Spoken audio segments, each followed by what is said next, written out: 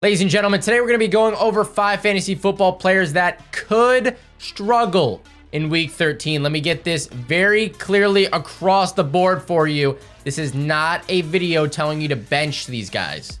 I'm just saying, based on the matchups, based on the information we have here, this might be tough for them. All right, you should lower expectations for these guys just a bit. I don't want to scare you too much. It's ultimately, obviously, up to all of you guys individually to make the decisions whether to start or sit these players on a weekly basis. Now, before we get into this video, I want to quickly ask you to hit that like button and also hit that subscribe button if you're new to the channel. We are on the road to 1,000 subs. I want to thank you so much for all the recent support lately. All right, first player up on this list is Terry McLaurin, going up against the New York Giants, who have given up the 4th fewest fantasy points to wide receivers this year. Now, if you asked me this question, whether to sit or start Terry McLaurin a couple weeks ago, I would have said you're starting him, no doubt, regardless of the matchup.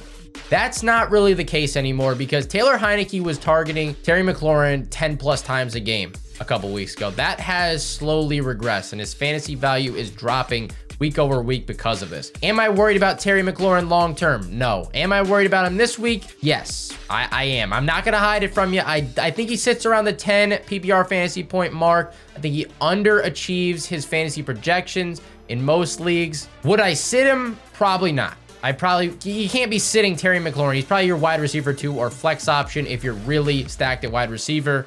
So do what you want with that information. Just not a great matchup against the Giants team that is tough. Also, divisional matchup could be low scoring. We'll see what comes as the time goes on, in week 13. Next up on the list is Jeff Wilson Jr. going up against the San Francisco 49ers, who just last week held Alvin Kamara to 7 fantasy points. I know he fumbled twice. It would have been 11 if he didn't fumble, but still, regardless. Like, Alvin Kamara is much better of a player than Jeff Wilson in my eyes. I thought Jeff Wilson last week, I'm not going to lie, was going to have a way better game. 13 carries for 39 yards and 1 touchdown. He had 1 catch out of the backfield for 13 yards, 12.2 PPR fantasy points against the Houston Texans, who are ranked 32nd in the league against the run. So that makes me think, why is he underperforming that much? That kind of scared me, I'm not gonna lie. But this week, how are you gonna do bad against the 32nd ranked run defense and then go to the #1 ranked run defense and do well and have a great game?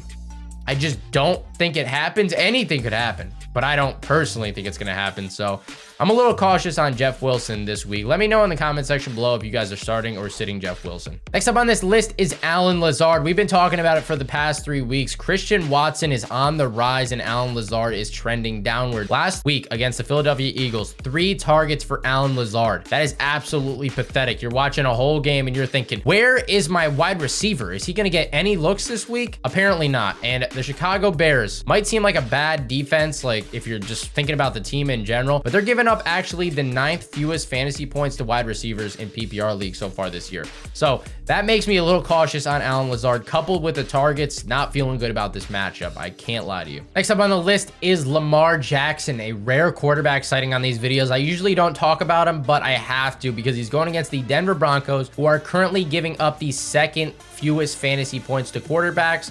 Also, he didn't practice on Wednesday, came back to fully practice on Thursday. I don't know if he's going to be 100% healthy in this one. I expect a low scoring game. He's going to have to do a lot of work with his legs, and it just doesn't make sense that he'll be running 15 times if he's not fully healthy. I do expect him to run a decent amount.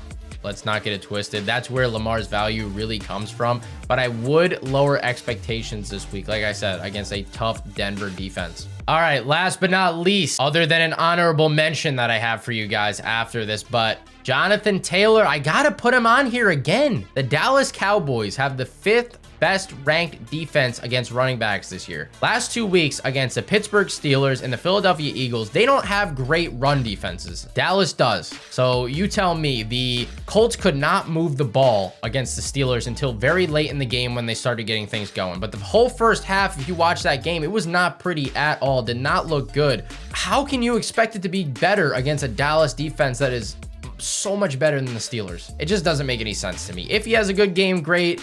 but he's going to have to catch, I think, 5, 6, 7 passes to have one of those Jonathan Taylor-esque games where he's over 20 fantasy points. Anything under 15 fantasy points, I would consider kind of a dud for Jonathan Taylor, but it's a tough matchup. Lower the expectations just a little bit. I think you have to start him, but I'm not feeling great about the matchup, like I said. Now, last but not least, the honorable mention, Jamar Chase. Everybody's talking about this guy coming back this weekend in a great matchup against the Kansas City Chiefs here. Should be high scoring. He said he's good to get some reps. What exactly does that mean? Does that mean 25%, 50%, 75%? If you're willing to take the risk, then plop him in your lineup. But if not, you got to monitor the situation going into the weekend, see how he feels. He's been limited so far every day at practice, but I just can't get behind the fact that everybody on the internet is saying this is 100%, you have to put him in your lineup because he's not going to play the whole game.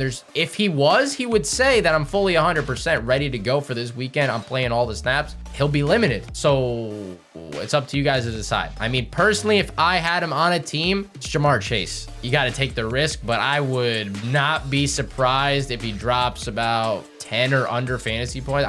It wouldn't shock me at all. Anyways, guys, if any of this information helps you out, please drop a like on the video. Also, hit that subscribe button if you're new. I will catch you in the next one. Good luck in your week 13 matchups. See you guys later. Peace.